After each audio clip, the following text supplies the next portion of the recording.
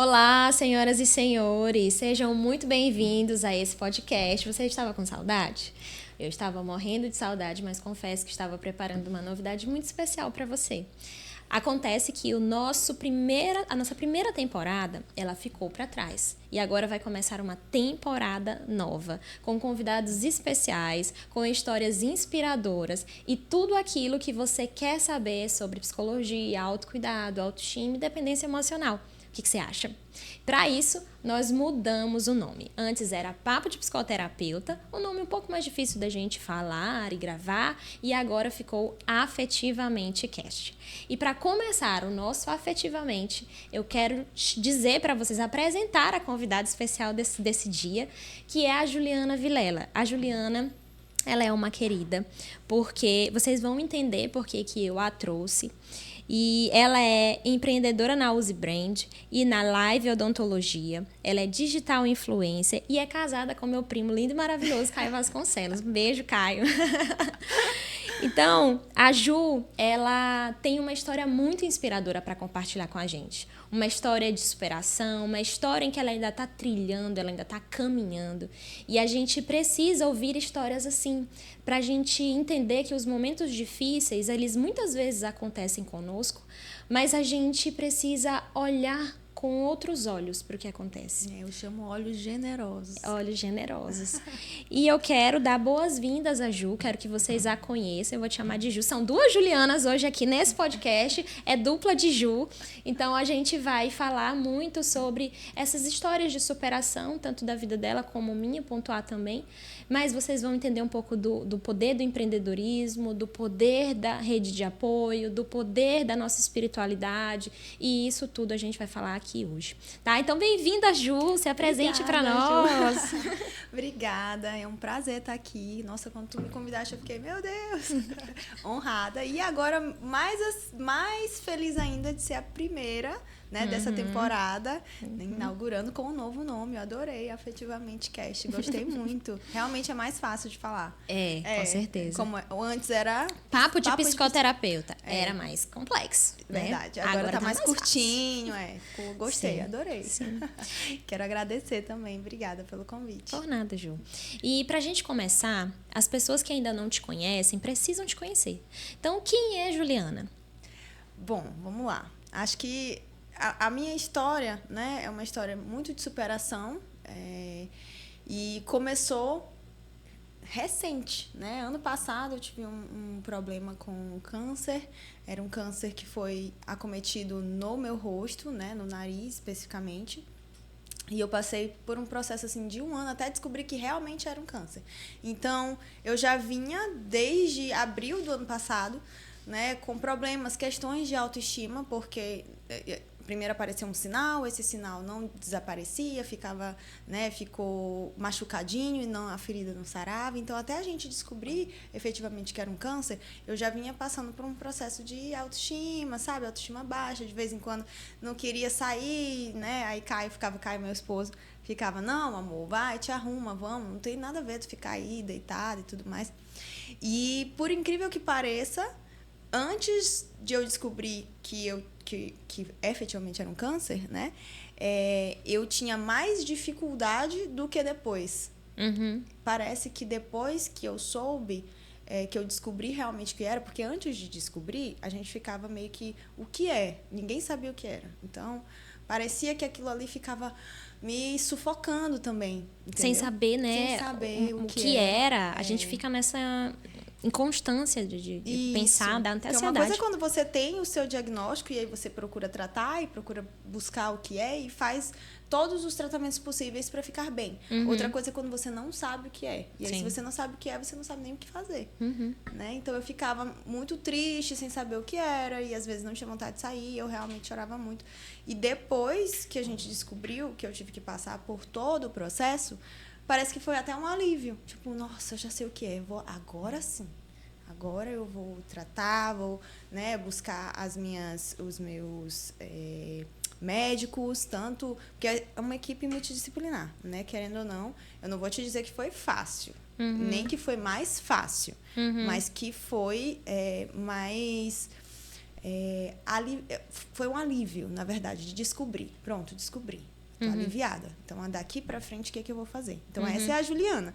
Eu costumo brincar e dizer que existe uma Juliana antes do câncer e uma Juliana pós-câncer.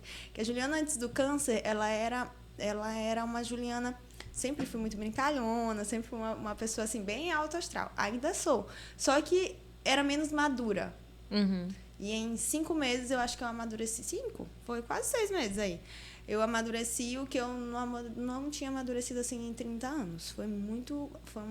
Você percebe, é nítido a diferença da Juliana antes e depois, sabe? Teve também tudo isso.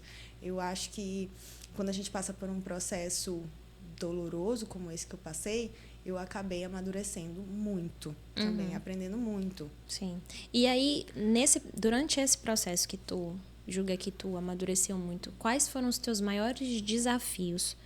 Contigo, com a tua casa, com a tua família, com o Caio, com os teus amigos?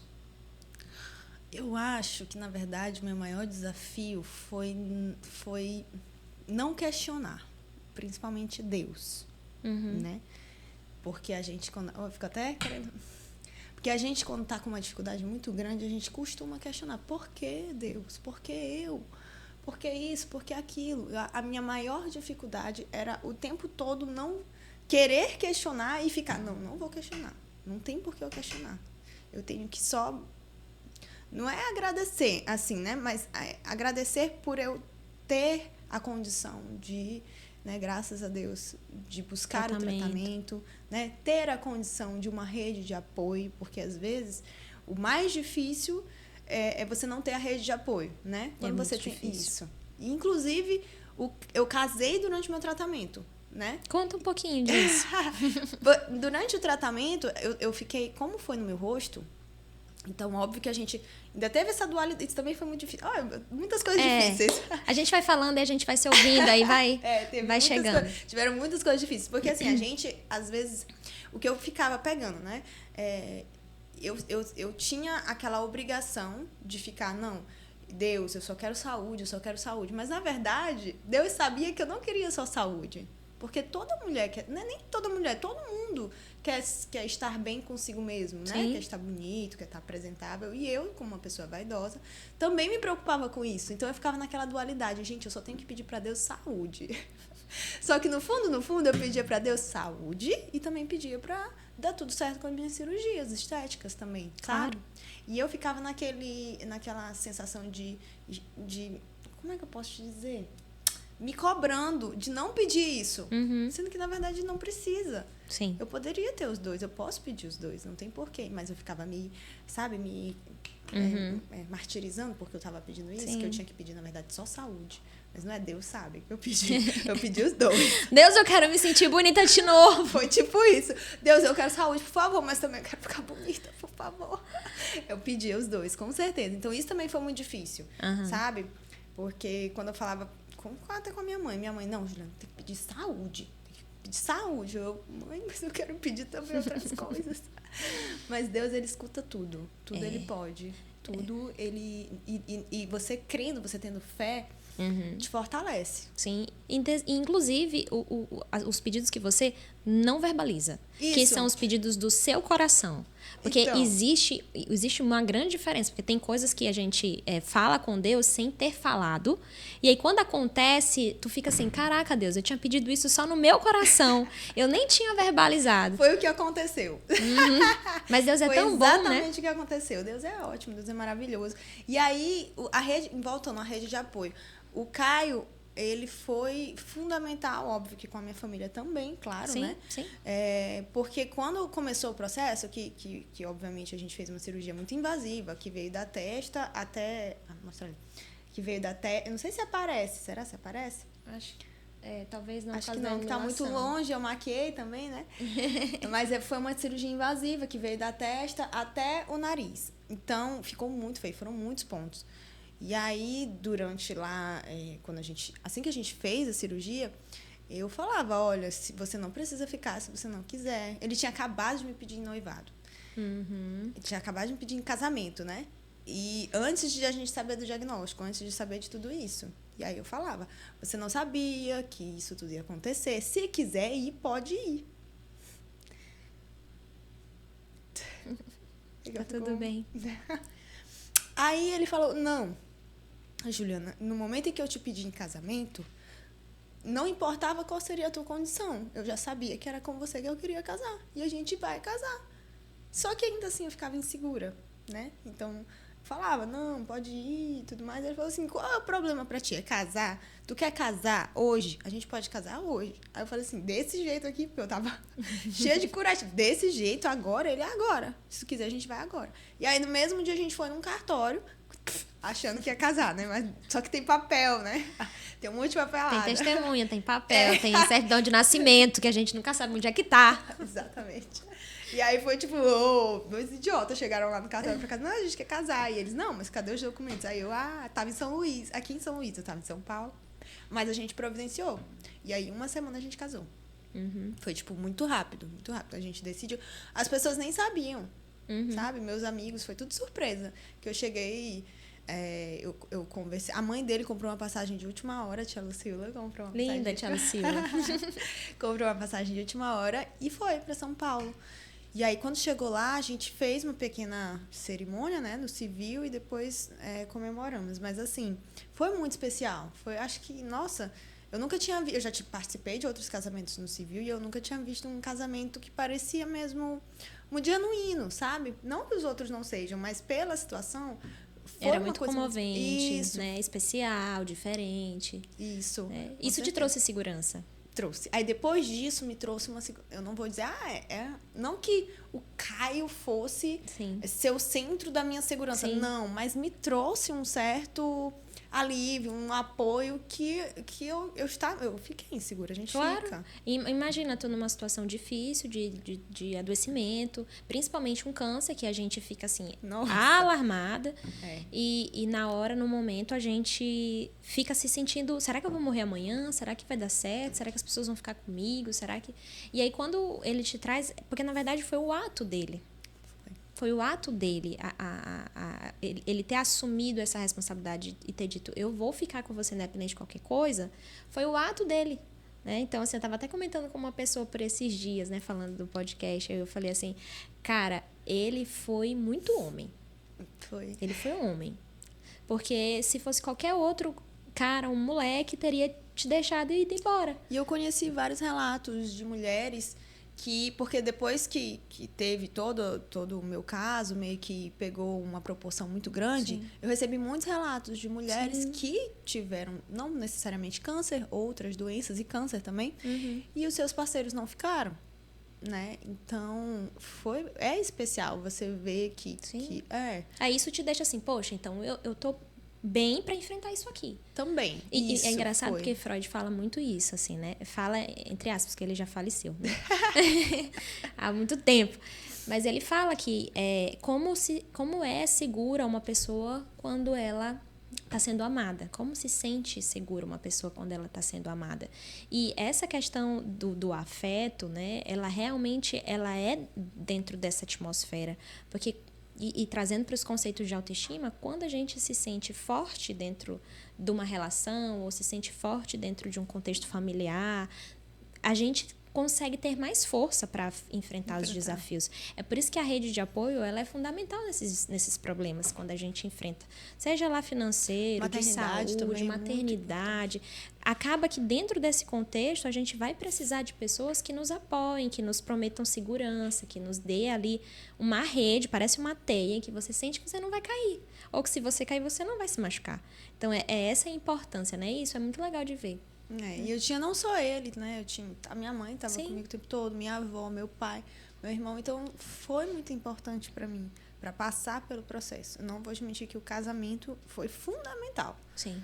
Foi. Porque aí depois disso parece que tudo meio que aliviou, sabe? Ai, meu Deus. Mas não que fosse o centro das atenções. Aí eu não que era o teu salva-vidas, mas fez parte do processo. Fez e foi fundamental. E aí, depois disso, a gente veio, né? Eu tive que passar por uma equipe multidisciplinar. E dentro dessa equipe, eu passei por psicólogos lá no AC. E aqui eu também passei.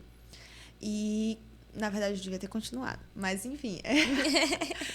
Mas, no momento que eu estava muito fragilizada, eu passei por psicólogos, foi fundamental também. Outra coisa que foi fundamental, não só os oncologistas, eles são fundamentais.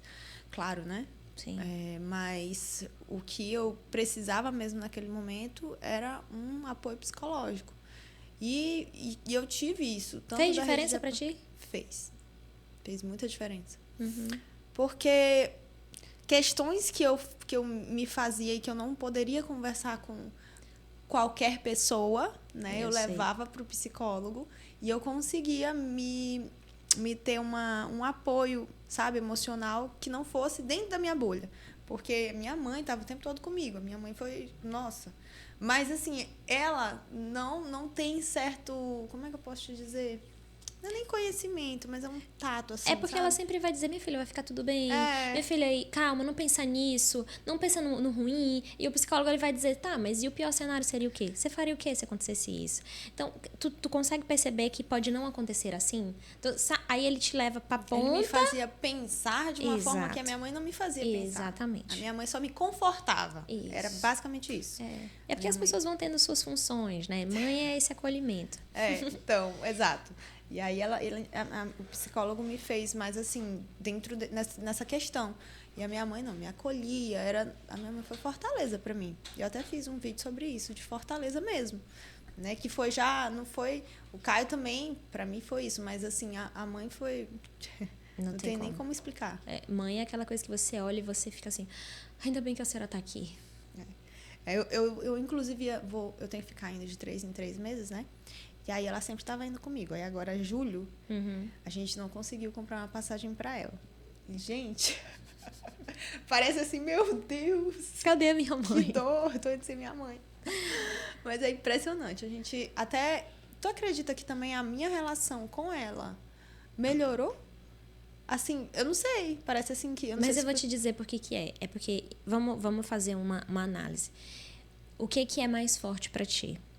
Alguém que vai estar no teu aniversário ou alguém que vai estar no velório de uma pessoa que você ama? O sofrimento une as pessoas. Então, quando a gente sofre, quando a gente está passando por um momento difícil, as pessoas que estão do nosso lado são as pessoas que mais a gente fortalece um elo. Porque a gente sabe que aquela pessoa genuinamente nos ama. Aniversário, eu posso fazer um aniversário, a pessoa pode estar lá, até penetra vai, né? Não é que não tenham pessoas maravilhosas dentro dos nossos aniversários, mas no sofrimento, só quem compartilha o sofrimento contigo é uma pessoa que verdadeiramente quer ver que tu saia daquele lugar. É por isso que o sofrimento une as pessoas. E aí, quando a gente passa por um momento difícil, tu certamente vai lembrar das pessoas que te ajudaram. Tu certamente vai ser grata, o coração grato eternamente pelas pessoas que estiveram do teu lado. Com toda certeza. Porque, diferentes que se fosse um aniversário, vamos comemorar e tal, não sei o quê, tu poderia esquecer. Mas o sofrimento não. O sofrimento é aquela coisa assim, eu quero que você fique bem logo, Ju, então vamos lá. Eu tô aqui contigo, eu vou ficar na loja, eu vou comprar coisas na tua loja, sabe? Então, tu não vai esquecer disso. Justamente porque as pessoas, elas são importantes nos momentos em que a gente precisa delas. E às vezes a gente pensa muito, eu não vou incomodar. Não, eu não posso dizer, não, eu não posso pedir. E é por isso que é tão importante que a gente se vulnerabilize, porque na dor a gente é fortalecido. Eu tô calada porque aconteceu exatamente isso. Passou um filminho na tua cabeça? Demais. Que no final do ano, né? Foi quando tudo aconteceu. Eu tive muita gente te apoiando. Me apoiando. Muita, muita, muita, muita. Eu recebia flor dos meus amigos de longe, caixa de bombom, ou então eles iam na loja, me davam um tchauzinho lá pela câmera. Então, eu acho que não só eu pontuo o Caio e a minha mãe, claro, né? Mas exatamente como tu falaste, não foi só isso, né? Então, eu tive todos esses fatos que me levaram... Eu acho que poucas foram as vezes que eu tive momentos negativos lá. Eu te digo mais, foi mais difícil quando eu voltei para São Luís do que quando eu estive lá, no tratamento, sabe? Quando eu voltei para São Luís foi mais difícil, porque eu acho que não sei se é porque lá eu não estava na minha realidade, aí quando eu cheguei aqui... Cai a ficha, né? Caiu a ficha, E aí eu precisei mesmo, agora eu tenho que trabalhar, tenho que voltar, né, para minha rotina normal. Foi mais difícil do que enquanto eu estive lá. Porque lá a gente está o tempo todo em hospital, tá o tempo todo dia era uma consulta diferente. Então a gente não tem nem tempo de ficar pensando assim. Na verdade tem. Tem, mas eu tive muito apoio, acho que foi por isso. Sim. Para mim não foi fácil, mas assim, foi menos difícil. E em relação à tua imagem? Quando tu te olhava, o que tu sentia? Eu procurava, te confesso que eu procurava não ficar me olhando no espelho, né? Foi a primeira coisa que eu coloquei. Que eu decidi. Não vou ficar me olhando no espelho, não, até hoje, na verdade, eu não fico tirando muita foto, coisa parada assim, que eu fico foto que a gente fica, a gente olha, estático, que a gente olha cada defeito, assim, cada detalhe. Às vezes as pessoas querem, a gente vai tirar foto em grupo, né? Que o povo, ficou bom. Eu digo, ficou bom. Nem olho. Ficou bom. Nem olho mais. Porque se eu ficar olhando, eu fico reparando em coisas que hoje, esse aqui é o que eu tenho hoje. Eu posso melhorar uma coisa ou outra com cirurgias plásticas? Posso, mas é o que eu vou trabalhar com o meu hoje. E na época que teve a cirurgia, né? Que ficou mais, assim... como é que eu posso te dizer, mais crítico, né? Eu procurava não me olhar no espelho. Eu não queria me olhar no espelho porque... Não, foi realmente muito difícil. Eu não queria me olhar no espelho porque cada vez que eu me olhava... Eu sei. Eu ficava mais para baixo, sabe? Achando que não ia ficar bom nunca. A paciência... Não, tá aí. Paciência é uma virtude? Que fala. Tô cheia de virtude agora. Tô cheia de virtude agora. Porque todos os dias eu falava pra mim, paciência, porque não vai ficar assim, é um processo. Cada fase do processo, como eu tinha na minha cabeça que eu ia passar por várias fases, então essa aqui é fase número 1, fase número 2, fase número 3. E na fase número 1, eu me permiti não me olhar no espelho. Sim. Eu coloquei isso, eu falei, não vou olhar. Não quero olhar. Óbvio que uma hora ou outra, tô me penteando. Não é que eu não vou passar o olho de espelho. Não é isso. Só que às vezes a gente chega no espelho e fica se olhando, né? Sim. Então isso eu não fazia mais. Ainda mais que tu mencionou que tu é vaidosa. Isso, muito. Sempre fui muito vaidosa.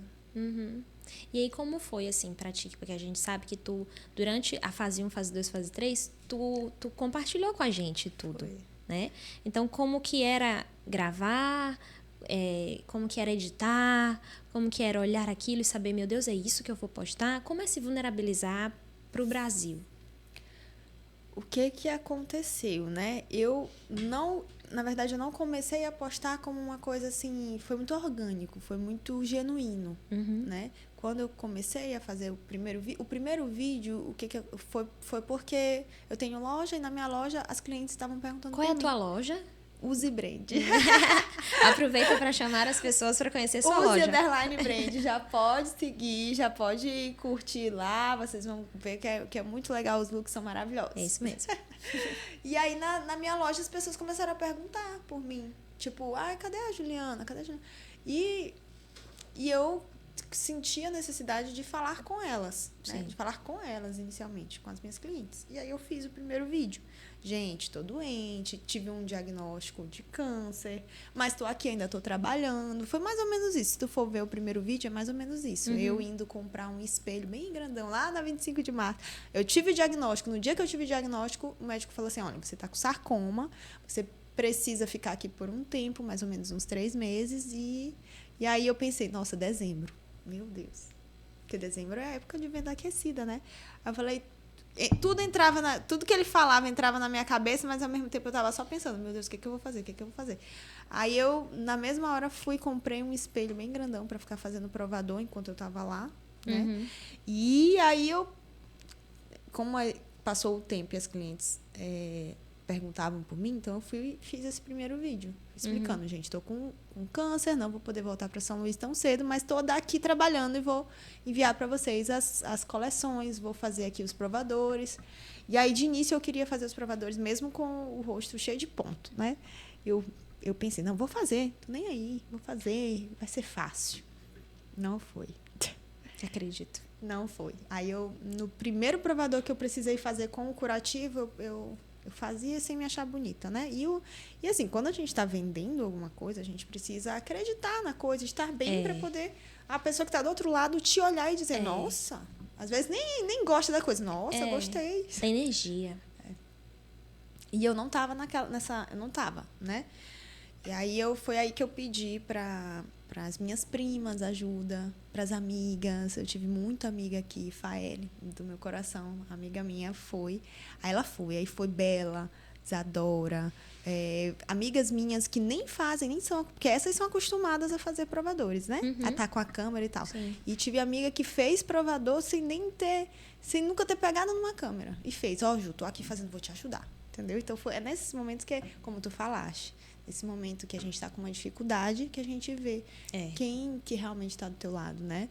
E aí, fora de provador, porque assim, eu tive amigas que fizeram provadores, porque elas, né, queriam ajudar. Mas fora isso, tiveram outras coisas que as outras fizeram, que também demonstraram, né, ajuda, né? Que queriam me ajudar.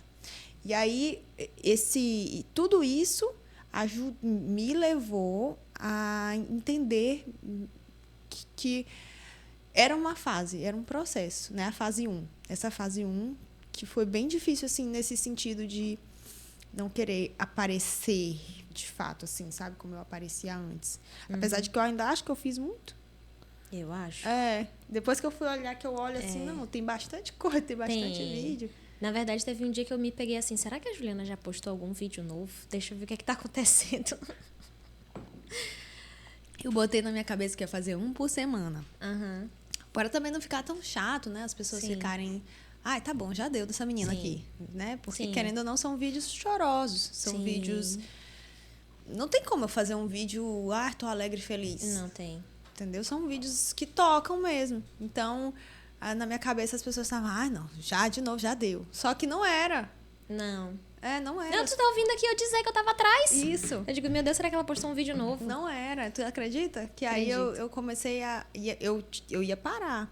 Acho que teve entre um vídeo e outro que ficou tipo uma semana e meia sem postar. Porque eu ia parar mesmo de postar. Só que aí eu comecei a receber feedback de pessoas. Juliana, e aí, cadê o vídeo? Eu quero saber como tu tá. Uhum. Aí foi aí que começou. Que eu comecei rigorosamente a fazer um por semana. Sim. Tipo, virou tipo, não, eu tenho que entregar aqui.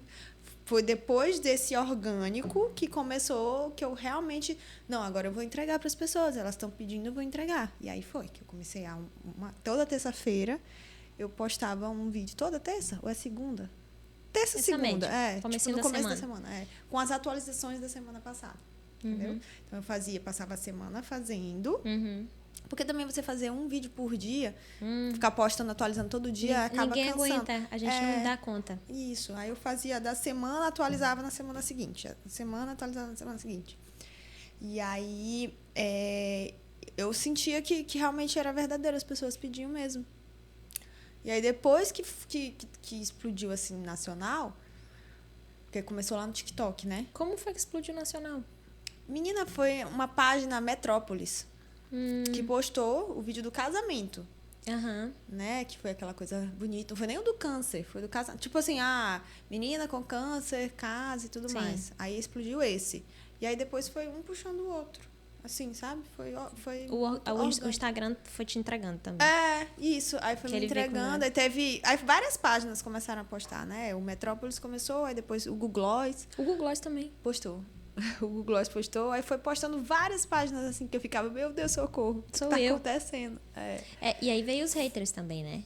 Também. Essa foi uma parte difícil. Como foi isso? Foi uma parte difícil, porque assim, geralmente as pessoas olham e falam, ficou muito bom, tá ficando muito bom, tudo mais, e aí é legal você receber esse feedback. Agora, quando você recebe feedback de tipo, nossa, ela tá muito diferente. Nossa, como é que foi um... tem um que eu acho que nem pode, o horário não permite. Será que permite? Mas falando coisas feias mesmo, sabe? Ficou parecendo com... Enfim. Nessa hora aí, eu ficava meio mal. Que aí eu fico olhando. Aí eu fico reparando. Realmente tá parecendo com isso mesmo que ele tá falando? Aí é ruim. É bem ruim. Aí tem comentário de tipo... Teve um último agora que o homem falando assim, da cirurgia, essa cirurgia que eu fiz, reparadora. Ele falando assim, esse médico tava cego quando fez. Uma coisa assim. cego, ou tava bêbado, uma coisa assim, sabe? No TikTok, comentário. Aí eu olho assim, eu falei, não, ele estava muito bem. Eu respondi, né? Mas quando a gente vê, é muito ruim. Nessas horas é. Mas a maior parte dos comentários são positivos. Né? Não, a maioria são positivos. Os negativos são menos, sabe? Os haters, né? Tanto é que tem, não sei se tu chegou a ver, tem vídeo no TikTok, que quando eu vou falar mesmo, mostrar, porque o povo pede pós-operatório, pré-operatório. As pessoas são curiosas. Eles pedem. Então, quando é vídeo, assim, especificamente para mostrar como tá, sem maquiagem, sem nada, eu já digo assim, haters podem ir, pode sair que esse perfil não admite haters. Já digo logo, entendeu? No começo do vídeo, sabe? Para poder eu não estar recebendo esse tipo de mensagem, porque acaba me afetando. Afeta muito. No dia eu fico mal, mas porque assim, depende também da energia que tu tá no dia. Porque assim, tu pode ter tido um dia não tão fácil com alguma, sei lá, eu não vendi o que eu precisava vender na loja, eu não, sei lá, eu tive um contratempo com alguém que eu amo, e aí quando eu olho meu celular, chegou uma mensagem de uma pessoa infeliz nesse aspecto, e que ao invés de apoiar, dar força, dizer, poxa, essa garota ela passou por muita coisa. E pelo contrário, a pessoa acaba tentando te diminuir, achando bonito o comentário, porque eu acredito que a pessoa deve achar bonito um comentário desse. Eu realmente não entendo eu não entendo qual que é a necessidade da pessoa chegar no perfil da outra para falar um negócio desse. Eu não sei. Eu fico imaginando que também o TikTok, ele é uma rede, é mais no TikTok, não é no Instagram. Uma rede que entrega muito, então entrega para qualquer pessoa. Sim. Às vezes é uma pessoa que não é letrada, às vezes que é uma pessoa que, não sei. Talvez que nunca tenha passado por uma situação e não saiba como é difícil. Eu realmente não sei o que pensar. E aí, assim, quando eu soube da tua história, né? Eu soube primeiro pela família, que a gente é meio família, né, Ju? O Caio é meu primo, então eu soube pela família primeiro. Então, a namorada do Caio tá doente. O que a namorada do Caio tem? E aí a gente foi sabendo, foi que eu fui te seguir para ir vendo as coisas, e aí foi acontecendo. Mas, assim, me toca muito porque em 2013 eu tive um tumor de células gigantes, né? Então, foi na mão. Então, tipo, a minha mão, ela tem os dedos todos iguais. Normalmente a gente tem os dedos assim, né? Sim, e os meus um maior são que assim. o outro, né? Por quê? Porque eu tive isso aqui na mão. 10 anos, né? 11 anos? Tem um pouquinho mais. Tem 11 anos. Né? Quase 12. Sim. E aí, fica uma cicatriz também, fica a cicatriz. Gente olha, né? E tu sabe que cicatriz é algo importante dentro do nosso contexto histórico, porque a cicatriz ela mostra o caminho que nós caminhamos. Então, a gente nunca vai esquecer. Não tem como. Não tem como. A gente não vai esquecer. A gente vai olhar e a gente vai se orgulhar de ter passado por isso. Né? Então, o meu processo, com toda certeza, foi muito mais tranquilo que o seu. Mas a gente se une nesse ponto, né? Eu até choro. Eu também tô quase chorando, eu sou emocionada. Nossa, eu sou muito.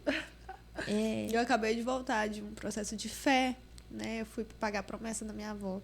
Ela fez 2 promessas, eu fui pagar.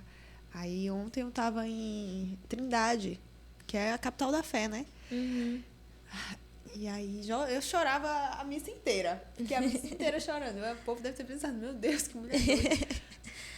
Pois e a cicatriz, ela mostra o caminho. Não dói mais, sabe? Você olhar aquela ferida, ela não dói.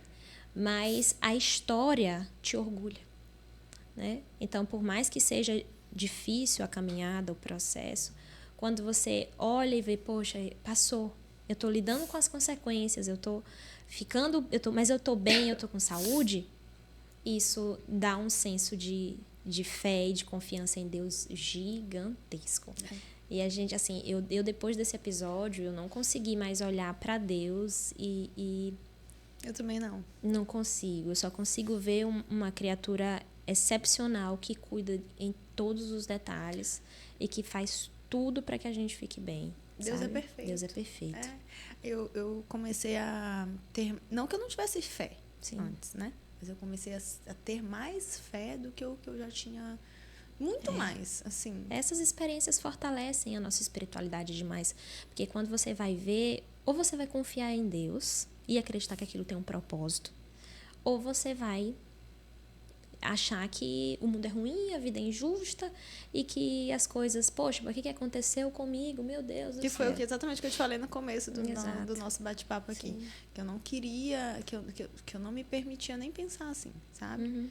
E essa foi uma das partes mais difíceis, confesso. Mas eu consegui, eu considero que eu consegui. Acho que são 3 pilares, assim, para mim foram muito importantes. A minha rede de apoio, a minha fé, né? E também o meu... a minha... como é que eu posso te dizer? Eu ter continuado a vida, no sentido de... Continuei trabalhando. Continuei trabalhando, continuei fazendo as coisas que eu tinha que fazer. Porque se eu tivesse parado... Nem sei, acho que é porque a pessoa fica ociosa, né? E dá margem para pensar em muita coisa ruim, né? Se eu tivesse ficado ociosa de fato, assim, pô, eu vou fazer nada, eu vou deixar para lá, tu podia ter perdido o teu propósito com a loja, tu podia ter perdido o time das coisas e pensar só em besteira, sabe? E ficar observando esses comentários ruins que porventura poderiam aparecer, e isso poderia te causar muito mais dor, né? E quando tu assume o protagonismo de assumir que isso aconteceu, mas que você não desistiu, porque foi isso que aconteceu, você seguiu em frente, você disse, beleza, peguei a porrada aqui, mas eu vou me levantando e as coisas vão seguindo, né? Então, eu penso que isso é uma atitude de muita coragem da sua parte, né? E de muita fé, porque por muito menos as pessoas entram em depressão. Eu vejo. Por muito menos as pessoas elas acabam desenvolvendo síndrome do pânico. E que bom, graças a Deus que você se manteve, mesmo com as dificuldades, né? Não é romantizando, mas mesmo com as dificuldades, cada um tem a sua, né? Você não se deixou abater a esse ponto. Ficou o que a gente chamaria aqui na psicologia, a gente você monitorou seus pensamentos. Então, isso aqui não é importante para mim. Eu não quero me sentir dessa forma, então eu não vou pensar sobre isso. Então, eu entendo que eu estou passando por um processo difícil, eu entendo que é dor, mas eu não vou pensar por esse lado, eu vou optar por pensar de outro. Eu vou optar a pensar que existe uma fase, a segunda fase, a terceira fase, a quarta fase, e na primeira fase isso aqui vai acontecer, e na segunda isso aqui vai acontecer. Lá na quarta, na quinta eu já vou estar bem melhor. Foi tipo isso, foi exatamente isso. É tudo um processo. Um pensamento estratégico, né? Mas que funciona, pelo menos funcionou para ti, né? Então, acaba que a gente vai pensando e vai adquirindo mais maturidade, como tu falou. Nossa, nem eu acreditei, assim. Gente, essa Juliana, meu Deus. Em 6 meses eu amadureci o que eu acho que eu nunca tinha amadurecido na minha vida inteira. Sim. De verdade. Comecei a pensar em outras coisas. Aí, fora o fato que casou, aí agora, sei lá, o papo na mesa é panela, entendeu? Antes não era. Sim. E aí tem tudo isso também, que agora eu estou em outra fase da vida. Então, acaba que você mesmo amadurece, assim, pelo processo, né? Sim. Não o processo que eu digo do câncer, mas o processo da vida. Sim. E aí eu imagino que daqui a um tempo eu vou estar falando de que, maternidade, sabe? Se Deus quiser, entendeu? Sim. Então, são fases mesmo, que a vida tem os seus processos, as suas fases. Mas foi isso. Para mim, o que eu levei para mim mesmo é exatamente isso. Você encaixotar em fases de cada fase, e saber que cada fase tem, né, a sua seus dificuldade. E aí, para que a galera entenda, como que ficou essa questão do câncer? Vencemos? Então, vencemos, mas tem que ir com calma, porque assim, como o câncer, nem eu não sabia. Monitora, tem né? muitas coisas, tem muias coisas que a gente acaba ficando sabendo. Eu sou da área da saúde, mas assim, a gente acaba sabendo depois que passa pelo processo. Por exemplo, saber quais são as reais, o que uma radioterapia pode trazer, Sim. sabe? De fato, você ler e estudar o que uma radioterapia pode trazer, o que a quimioterapia pode trazer.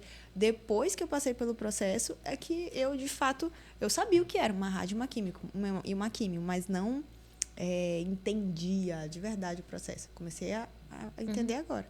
Então, até isso, os termos técnicos, sabe? Eu não posso dizer que eu já estou curada. Não, eu não estou curada. Você só se cura do câncer depois de 5 anos, né? E Passei por essa triagem durante 5 anos também. Era 5 anos fazendo, como é o nome do tubo? Tomografia. Eu ficava lá na tomografia com a minha mão esticadinha sem me mexer por 40 minutos. Fica aí, menina, daqui a pouco tu volta. E voltando pro meu ortopedista. Mas tu sabia disso? Ele me disse. Não, mas antes não. Isso, antes da gente ter o câncer, a gente não sabe. Não. Eu pensei que era, eu vou fazer a rádio, a químio e tirar aqui o tumor e pronto, tô curada. Não é bem assim. Você só se considera curada depois de 5 anos. Porque aí tem que ficar fazendo um monitoramento. O meu eu nem precisei fazer químio e nem rádio, porque o meu ele foi um tumor que as células cresceram, né? Cresceram dentro do osso, foi muito rápido também. E ele não era maligno, mas ele era agressivo. Então, se eu demorasse um pouco mais, eu poderia ter comprometimento da mobilidade da minha mão, dos meus dedos. Né? Então, eu precisei realmente fazer... E como tu conseguiu descobrir? Tipo, foi do nada? Foi assim. Eu comecei a perceber que existia algo diferente na minha mão. Só que eu disse, não liguei muito. Também muito novinha. Eu falei, inchou aqui, eu acho que eu fiz algum esforço e não prestei atenção. E aí passou. E eu comuniquei lá em casa. Eu falei, galera, é o seguinte, tem um negócio estranho na minha mão. Mamãe, para de besteira, não pense em nada. Tá.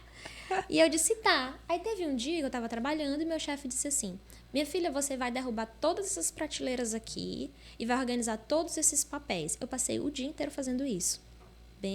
Tira casaco, bota casaco. Tirava o papel do lugar e botava o papel de novo. Só que eram muitas pastas pesadas. No final do dia, minha mão tinha inchado muito. E aí, eu não sei se era impressão minha ou alguma coisa. Eu sei que eu virei assim pra mão e ela tava com um gondozinho. Eu acho que nesse dia eu percebi o tamanho. Entendeu? E aí, quando eu olhei, eu tirei uma foto e mandei no grupo da família. Eu falei, isso aqui não é normal. Tem alguma coisa errada. E o nosso vizinho, ele é ortopedista. Né? Então, a gente disse assim, olha, doutor fulano, acontece isso. O que o senhor acha? Ele falou, não, vamos lá no hospital. Nós vamos fazer um raio-x. Eu me lembro como se fosse hoje desse dia. Vamos fazer um raio-x e aí eu vou ver. Qualquer coisa a gente faz algum encaminhamento, vê se precisa de alguma coisa ou outra. Mas não parece ser algo bom. Grave. Bom. Aí tá bom. Eu peguei e me mandei para o hospital com a minha mãe. Quando eu cheguei lá, ele disse assim, vamos fazer uma tomografia. Um raio-x. Aí nós fizemos o raio-x e ele viu. Ele falou, olha, isso aqui é um tumor. E você vai precisar operar.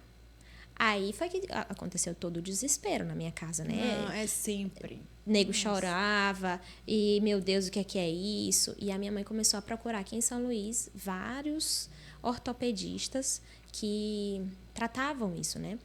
A gente foi no primeiro e aí mamãe não sentiu segurança nele. A gente foi no segundo, ele falou, não, tantos R$1.000 e a gente tira isso. Isso é muito rápido, não sei o que, mamãe. Deus me livre, não vou num nome desse. Até que a gente conheceu o Dr. Paulo, ortopedista, oncologista, excepcional, maravilhoso. Inclusive, vou mandar esse episódio para ele saber o tamanho da gratidão que eu tenho no meu coração por ele. E ele disse assim, ele explicou tudo. Sabe, nos mínimos detalhes, Juliana? Olha, isso é assim, isso é assado, nós vamos fazer uma biópsia, nós vamos ver como vai ser. E se acalme, mãe. E olha, cara, a importância de um médico humano.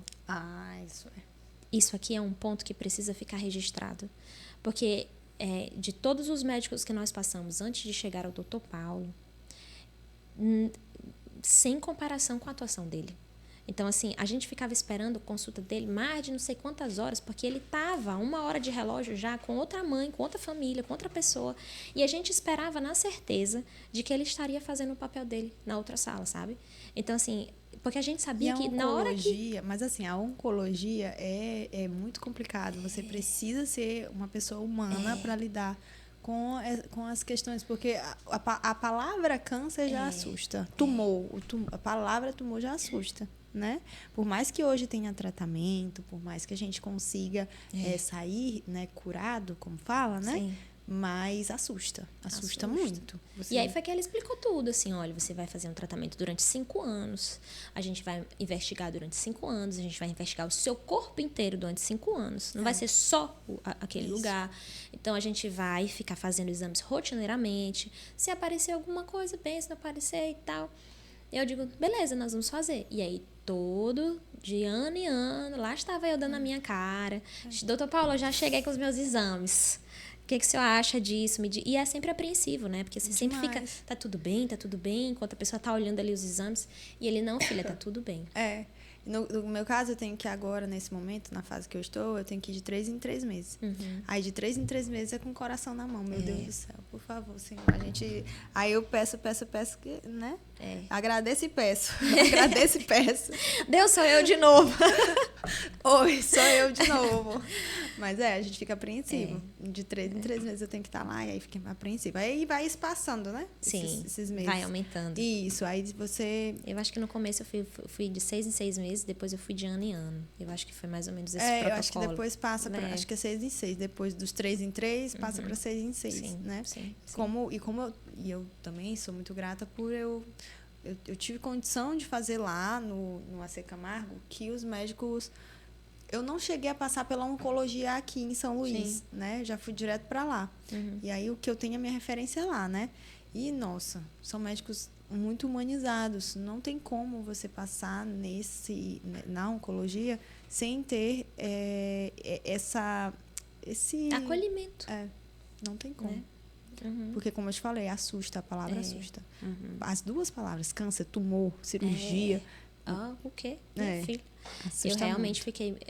Teve um dia que eu me lembro que eu fiquei muito abatida, que nesse dia eu acho que eu quis... Estou tentando resgatar na minha memória, mas esse dia eu acho que eu quis questionar a Deus, mas eu me lembrei que eu precisava confiar, sabe? E eu acho que, assim, se existe uma coisa que a fé ela exige muito de nós, é a confiança. Sabe? A gente vai precisar confiar que existe um propósito maior para aquilo. Né? E eu lembro que eu disse para Deus assim, eu disse, Senhor, eu não sei. Eu estava sendo líder na minha igreja, eu estava exercendo o ministério. E eu falei para o Senhor, eu disse, Deus, olha, eu não sei qual é o teu plano. Mas eu tô fazendo a tua vontade, eu tô dentro da tua casa, eu tô me consagrando, eu tô cuidando das tuas ovelhas. E eu não sei o que tu quer. Mas eu sei que tu vai me tirar dessa. E aí eu lembro que eu via minha mãe chorando, meu pai chorando. Ixi, essa parte acho que foi a mais difícil. E as pessoas cuidando de mim no hospital e querendo ficar ali, sabe? Então, assim, essa é muito tocante. E você querendo sair correndo daquele lugar e vendo aquelas pessoas, né? O meu plano de saúde não queria autorizar e o doutor flexibilizou pra gente, ajudou a gente. Então, assim, foi Isso do plano é muito ruim também, né? Porque a gente, além de estar sofrendo psicologicamente, ainda tem que lidar com questões jurídicas, né? Porque às vezes tive que passar por liminar. É muito ruim. Porque tinha que ser muito rápido. Então, isso, assim, tem que ser muito rápido. Tem que ser um negócio assim pra ontem, pra amanhã, entendeu? Foi. Então, assim, Ju, eu queria que tu olhasse pra câmera e que tu desse uma mensagem para, porventura, alguém que estivesse passando por um processo ou de adoecimento ou um momento difícil na sua vida, né? Eu acho que tu tem agora muita autoridade para falar sobre a dor, né? Sobre o sofrimento e, sobretudo, sobre a superação desse momento difícil, que ainda você está caminhando, né? Então, nada mais honesto e genuíno do que alguém que está passando por uma situação difícil, né? Aconselhar ou dar uma mensagem para alguém que possa estar ouvindo e passando por um momento difícil também. Com certeza. Então, consegue? Consigo. Bom, eu quero primeiro dizer para você que se você está passando por alguma coisa difícil, qualquer que seja a situação, primeiro de tudo, seja generoso com você, se olhe com olhos generosos, porque você se cobrar muito acaba te levando para um caminho que você não quer ir. E, além disso, tenha paciência, que a paciência é uma virtude, com muita fé e acreditando nos seus processos, que cada fase, né, entendendo cada fase, você com certeza vai sair melhor do que você entrou, com certeza, nesse momento. Muito bem. E pra gente ir caminhando para o encerramento, vamos fazer um bate-bola? Vamos. Estou preparada. Vamos lá. Juliana, um sentimento. Gratidão. Uma pessoa. Mãe. Uma lembrança boa. Meu casamento. Uma palavra que te define. Pode ser grata de novo? Grata. Um motivo para viver. Um motivo para viver. Isso é difícil, porque tem muitos. Tem que escolher um. Um motivo para viver. Acho que pode ser a vida? Pode. Porque A tu vida. conseguiu abraçar tudo dentro da vida, né? Bonitinha, esperta. Quem Deus é para você? Nossa, quem Deus é para você? Ele é perfeito. Ele é não sei nem explicar. Ele é perfeição.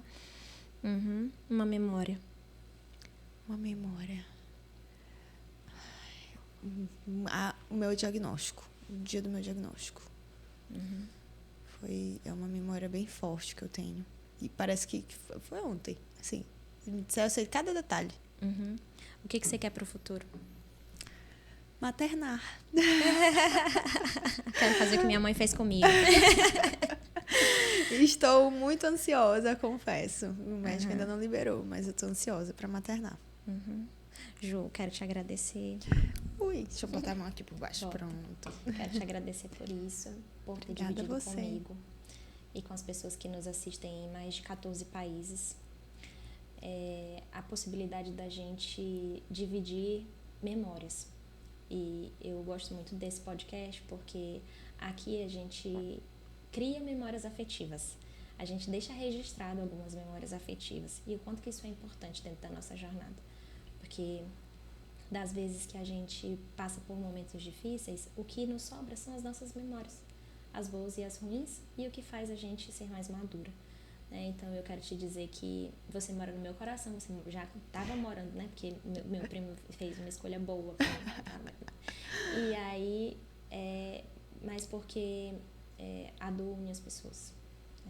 E eu quero que você saiba que eu desejo continuar te acompanhando de perto, não só para momentos assim que a gente vai falar dos momentos da dor, mas que a gente possa se unir mais enquanto família. Né? Amém, com certeza. E que a gente consiga viver outras coisas e colecionar novas memórias. E isso é muito importante. Eu sou afetiva, né? Então, vai lá, vou puxar a sardinha. Mas eu quero te agradecer por esse momento, sabe? Foi muito importante dentro do nosso contexto, como um primeiro podcast da nova temporada. E é de fato genuíno. Eu não conseguiria colocar outra pessoa que não fosse você. Não, obrigada. Né? Justamente porque a sua história é inspiradora. E assim, se você precisar, conte comigo, que eu estou aqui para te ajudar também. E eu também recebo ajuda quando eu precisar. Pois eu tô aqui também, sempre que precisar, se quiser me convidar para algum outro podcast, eu também estarei sempre para você. Pois muito bem, então se você nos assistiu, Juto, quero te agradecer, né? Antes de eu encerrar, quero te agradecer mesmo, quero te dizer que todas as oportunidades que nós tivermos de compartilhar mais momentos, nós vamos fazer. E suas palavras finais. Quase eu ia me embora, ia fechar o podcast e ia deixar a Juliana sem falar. Quero agradecer também pelo convite. Eu acho muito legal sempre que alguém me chama para podcast, porque geralmente a gente conversa sobre muitos assuntos, né? Podcast é isso que fica legal por isso, que a gente consegue conversar sobre fazer um bolo ali de muitos assuntos. Aqui a gente falou sobre fé, a gente falou sobre autoestima, falamos também sobre a importância de se cuidar, autocuidado. Isso também eu poderia ter falado antes, mas, por exemplo, eu descobri o meu câncer porque eu tive cuidado, autocuidado. Eu fui vaidosa e fui atrás, né? Talvez, se eu não tivesse cuidado comigo mesma, eu não tivesse descoberto o câncer, já estaria no meu corpo inteiro. Então, é importante isso. Legal é que a gente pontuou pontuam várias coisas. Então, eu sou muito grata. Obrigada por ter me convidado. E sempre que quiser, eu tô aí. Muito bem. Então, agora sim, se você nos assistiu até o final desse podcast, se emocionou e quiser compartilhar a sua experiência com a gente, nós vamos adorar receber. tá? E compartilhe com outras pessoas, compartilhe com alguém que precisa, compartilhe de alguém que esteja precisando ouvir essa mensagem, sabe? Eu tenho certeza que durante esse podcast você pensou em alguém. Então, se você pensou, essa pessoa que você precisa encaminhar esse podcast, manda para ela o link, diz, olha, escuta, por favor, no banho, no trabalho ou no trânsito, vai ser bom para você. Então, faça isso, seja um multiplicador de informação de qualidade, né? Então, se você nos assistiu até aqui, se você gostou, não esqueça de fazer isso, viu? E que a gente agora... Vocês sentiram aí um negócio diferente da segunda temporada? A segunda temporada tá emocionante. E eu prometo que a gente vai continuar nessa mesma jornada, tá? Então, eu quero deixar meu beijo, meu abraço e dizer que a gente vai se encontrar no próximo episódio do Afetivamente. Quase eu falo papo de psicoterapeuta. Tô acostumada. Então, beijo, pessoal, e a gente se vê no próximo episódio.